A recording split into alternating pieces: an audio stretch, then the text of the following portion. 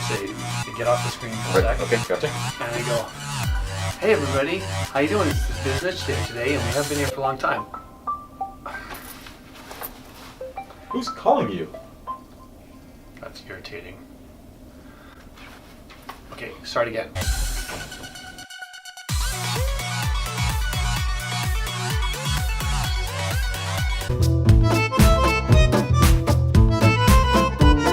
Hey Biznitches, welcome back. It's Chuck here. I'm just gonna see if my friend George is around. George, are you around? Good morning, Chuck. How are you doing? And how are you, Biznitches? Haven't seen you since San Francisco. How is everybody out there? Is Chuck around? Oh, there's Chuck right now. I am back here. George, I see that you have a friend behind you. I do. Who is this person? It's a friend. He's near and dear to my heart. And who is it? Adam. Adam, how are you? Oh, Yes, Mr. Smith. good to meet you, Adam Smith. Yes, yes. Hello, father of economics. Turning over in his grave. Yes. And I brought someone too. Yes. Oh, and? Ms. Rand. Hello, Ms. Rand. How do you do? She's doing quite well too, actually. Speaking to her from the dead. Yes, exactly. So George, we've been postulating on the irritation of the Canadian marketplace again. Oh, We got stocks and bonds in complete disarray. ay, ay, ay. We got a Trump factor that's always messing with the world. We got Canada's economy doing flip-flops, and internationally things are wacky. And Get the story straight, Saudi Arabia. oh my goodness! Hey, I told George yesterday about the craziest one for me, which was that the guy who builds vacuums, Mr. Dyson. Oh, yeah. The bagless vacuum guy, who's a billionaire. Who knew you could be a billionaire from vacuums? Expensive He vacuums. is starting an electric car plant for his own electric cars in, was it Singapore? Yeah, Singapore. Yes, yes, yes. And he is going to import them into China. Do you know how many, did you see how many cars China imports, electric cars, a year? Oh, yeah, it was some ridiculous number. 700 mother thousand. 700,000 cars a year into China. Now that's a crazy amount of electric cars. I had no Like how many idea. cars would Canada import on an annual basis? Not use, buy. Oh. How many cars would Canada have? We got a population of 35 million.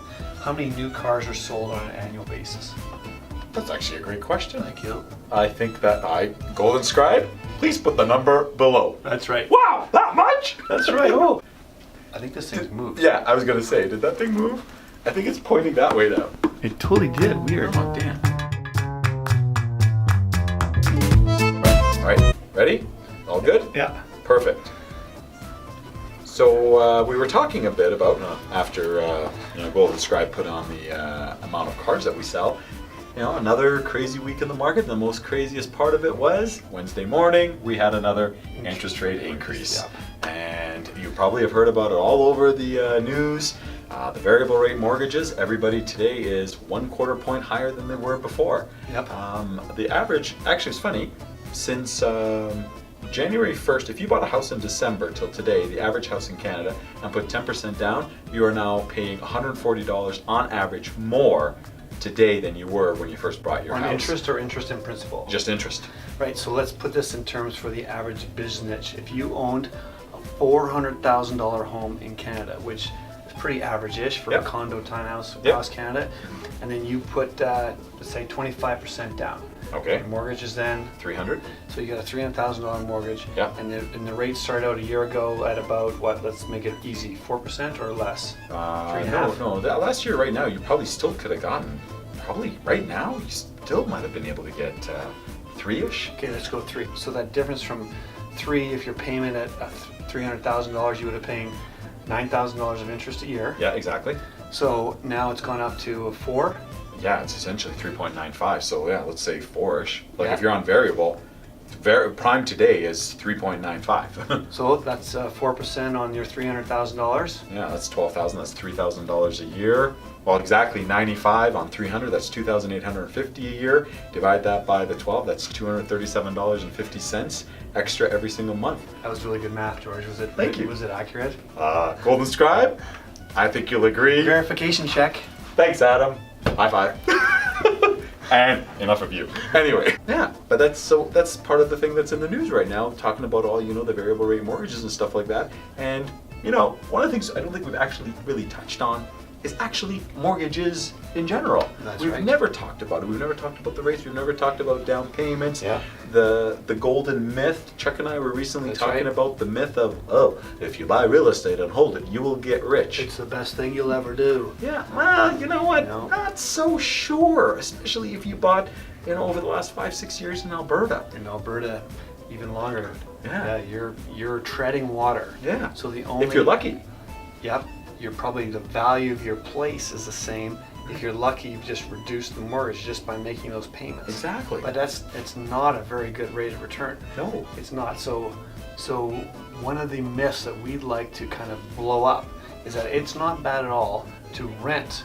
If you need to stretch to get into a house, you will always be house poor, and that sucks donkey balls. Absolutely. So instead, if you've got a car that's within your means, you have a much better life. And if you can put the excess into an investment that pays you every month, you are far greater ahead. For sure. Yeah. I mean, the whole concept in 1999, Bill Clinton comes out and screams at the top of his lungs, it's like every American should own. No, every American and every Canadian should not own. That's the dream That's that they're selling, yeah, but it's a myth. A total myth. I mean, again, we're talking about that whole Bill Clinton concept where everybody needs to own a home. Sure, I understand the concept of the sense of, the pride of home ownership and stuff like that, and not paying a renter. But boy, oh boy, you cannot do this. Is got to be part of your cash flow calculations. You cannot over leverage yourself. No, it that's makes for sure. no sense at all. We are constantly unwinding someone's problem. Totally. Where they thought the value of the property would go up, Yes. or they thought they could make the payment in the short term and then flip the property, Yeah. and they couldn't, and it doesn't happen. No. And they're always digging themselves out of the poop, trying to make it work, and they're always losing money, and then they get bitter and twisted, and then they lose years of their life because it's just a big stinky mess that they're trying to unwind. Absolutely, and you never ever get ahead. And especially considering, imagine if you over leveraged yourself in 2014, say September of 2014 in Calgary. Sorry, that you're not in a good position. Imagine you over leverage yourself in, maybe some parts of Ontario in, I don't know, June or July of 2017.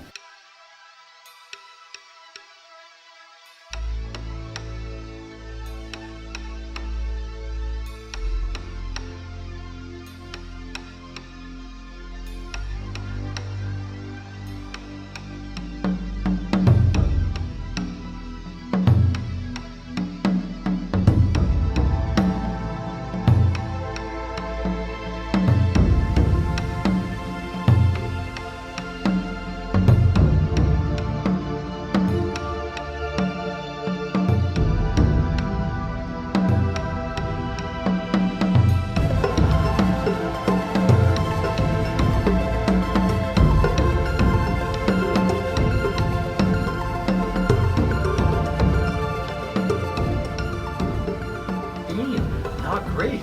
So let's review. Yeah.